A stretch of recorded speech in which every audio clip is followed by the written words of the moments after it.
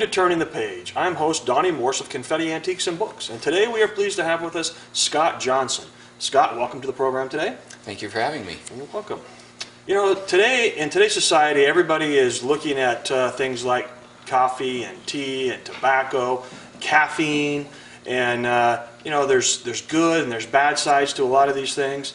But you've done a lot of research and you've written a new book, Nutrition, A Word of Wisdom, which kind of follows the LDS perspective on the Word of Wisdom and nutrition.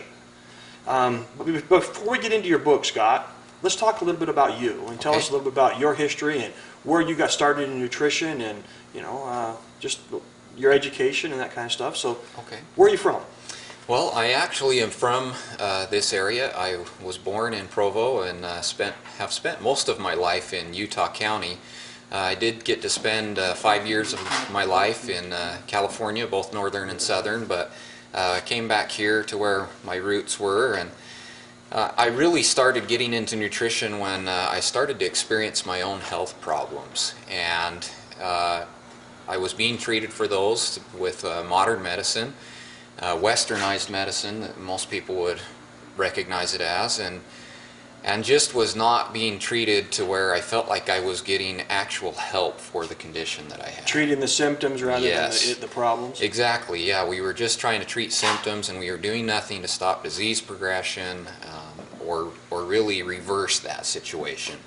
And so as challenges do, it drives you back to the Lord often, and so I started to pray frequently about what I could do to improve my health, and the Word of Wisdom kept coming to mind over and over and over again as I was praying. And so I studied the Word of Wisdom and read it over and over and really focused on all the points of it more than I ever had before. And about how old were you at this time? This would have been, it's been about 7 or 8 years ago, so you know, not too long ago. But you know, so you were in college or right around that time period? I'd actually graduated with an associate's degree by then, and so I wasn't in college at the time, but when I started to find the information in the Word of Wisdom, I specifically, what hit me was that the herbs were ordained for the use of man. And so I thought, well, I think that's the answer to my question. And so I really started to study herbs and to find out what I could do for myself, what could help promote better health. And I happened across, through hours and hours of research, I happened across some herbs that benefited me.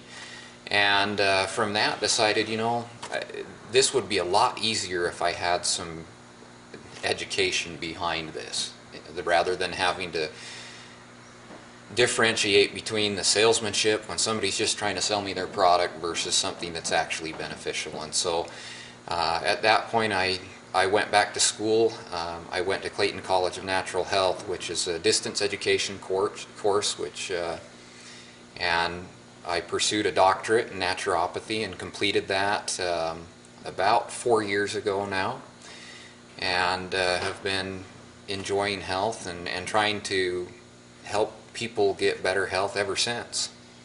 Well, that's exciting. So literally through this research it kind of changed your own life then? It really did. I think that the Word of Wisdom has the power to change people's lives for the better if they really focus on it and learn what it teaches us. Okay, so at that time then you decided that as part of your education or your desire to educate other people, is that where the book came from? Yeah, after I had finished the bachelor's degree portion of it, I started to work towards my doctorate.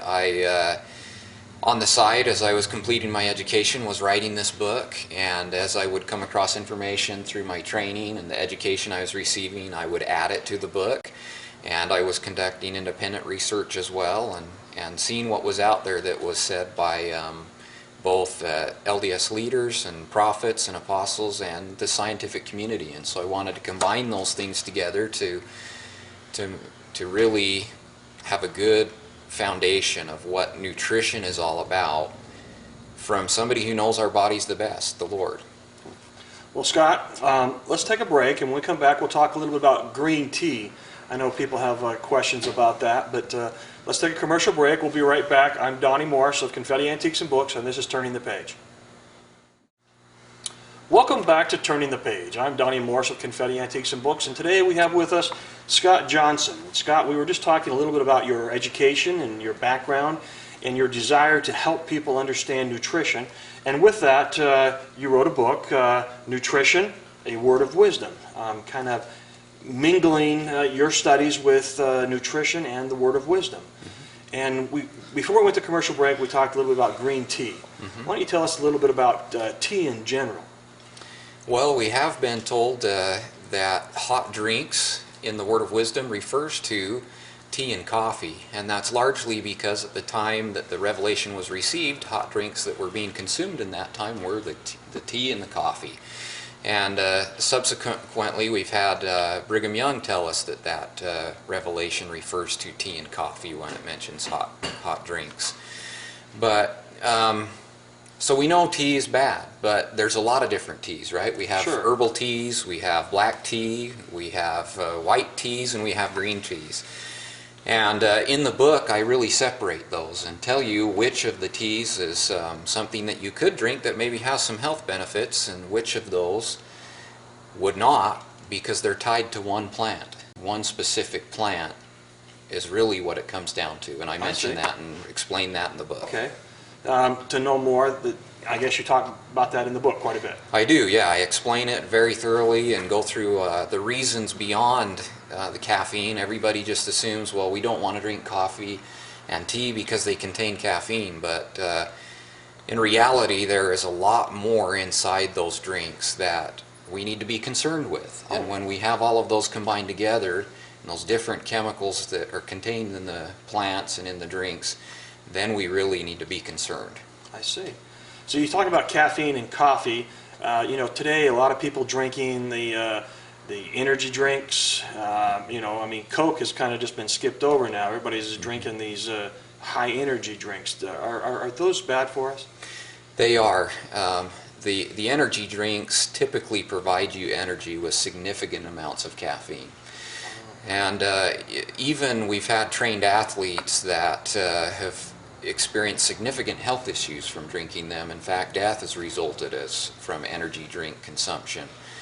And so energy drinks really are not something that's healthy. They deplete the body of water, and so if you're consuming those drinks to try and get yourself some fluids, you're actually not doing yourself any service. You are eliminating fluids from your body and making a deficit rather than helping yourself.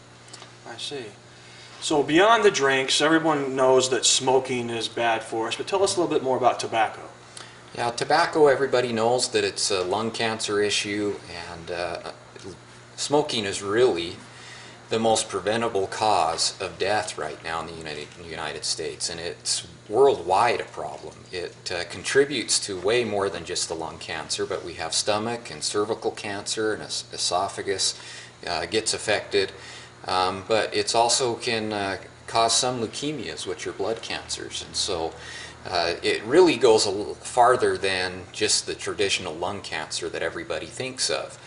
And the unfortunate thing is that it doesn't affect those who just are the smokers. It affects those of us who are not smokers, because it stays in the air for so long that we can walk into it and we get to experience some of those same unfortunate side effects that occur because of the chemicals that are inside tobacco. I see.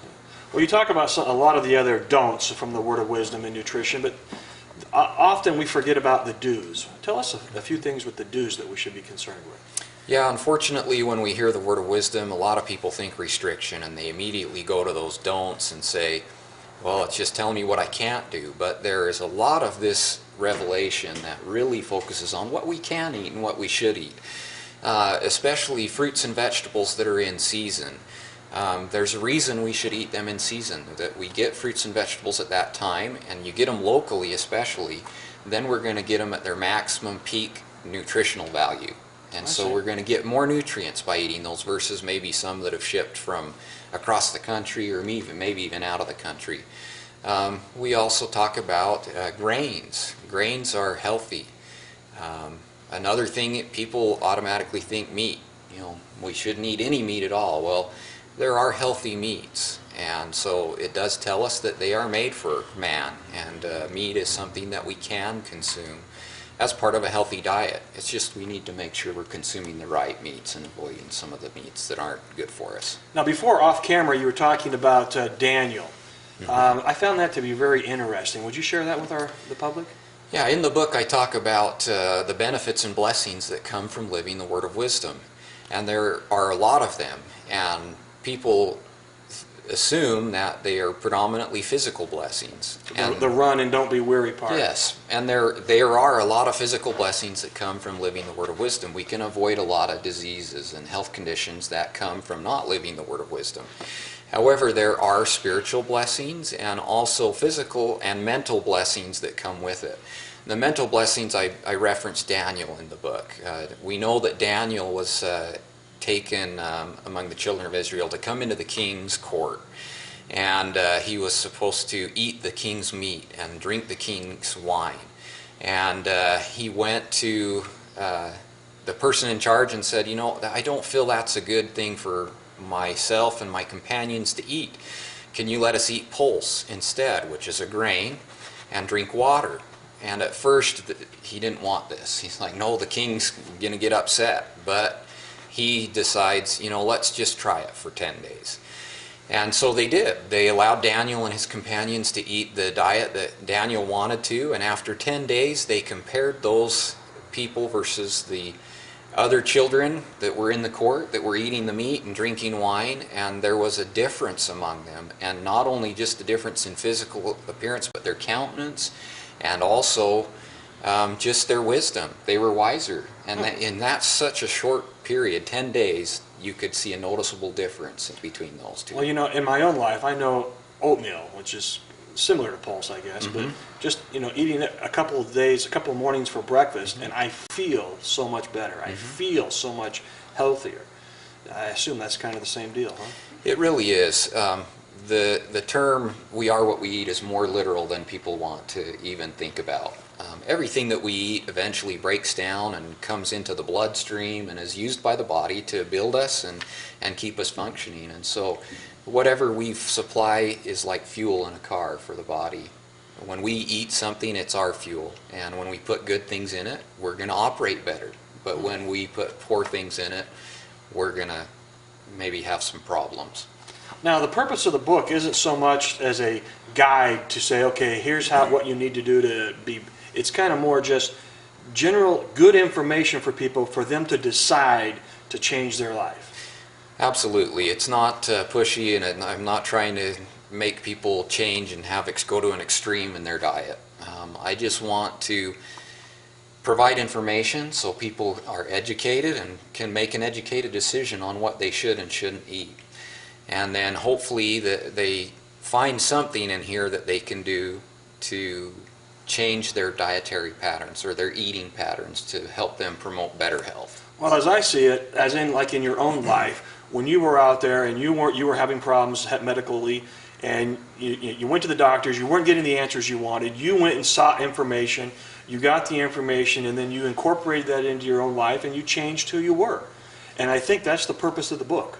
It really is. I hope that people after reading it will have a better understanding of nutrition, and they can cut through all the differences of opinions. We all know that if we ask a nutritionist an opinion, we may ask 5 nutritionists the same questions and get 5 different opinions. And that's why it's so key to have a book like this that follows the counsel that we've received from the Lord, who is the master of nutrition and knows exactly what our bodies need. And so I just hope people will learn from the book and choose to maybe make some small changes, and hopefully they can see the health benefits that come from that. Scott, you just talked about, you know, if you ask 5 different nutritionists, you'd get 5 different answers. But tell me a little bit, what would be the one thing you would tell the average American out there maybe that they could do to change their diet or change what they eat or change what they're doing that would help their health? You know, I would probably say portion control. You go to the average American restaurant and you're going to get a portion that would typically feed 2 adults. And so we eat too much. And so we need to reduce the amount of portions, the amount or the size of the portions that we're consuming. And that will be a big difference in your overall health. Well, I think as Americans, we're not satisfied unless we're stuffed. Yes. You know, I mean, we're so used to that. You're going out to eat, or just eating at home even. You know, that if I'm not stuffed, then I don't feel like I've got my value. And my wife and I have tried when we go out to eat to either share a meal or to make sure we take something home, so that, again, portion control. Yeah, that's a great thing, and I do recommend that. You get one meal and share with your spouse, or share with your kid, or whatever you want to do, or bring the rest home and have it for lunch the next day. Now, you're going to be here at Confetti Antiques February 25th from noon to 2 to sign your book. Yes. And to meet the public and answer any questions people might have about nutrition. So we'd like to invite the public to come down and meet Dr. Scott Johnson here at Confetti Antiques. Again, February 25th from noon to 2. And is there any last things you'd like to say, Scott? No, I look forward to meeting more people, and I'm always glad to talk about nutrition and health, and so I look forward to talking to people. Well, thank you, Scott. Thank you for joining us, and we'd like to welcome and thank Spanish Fork 17 for them being here filming us. Thanks again. This is Turning the Page. Have a wonderful day.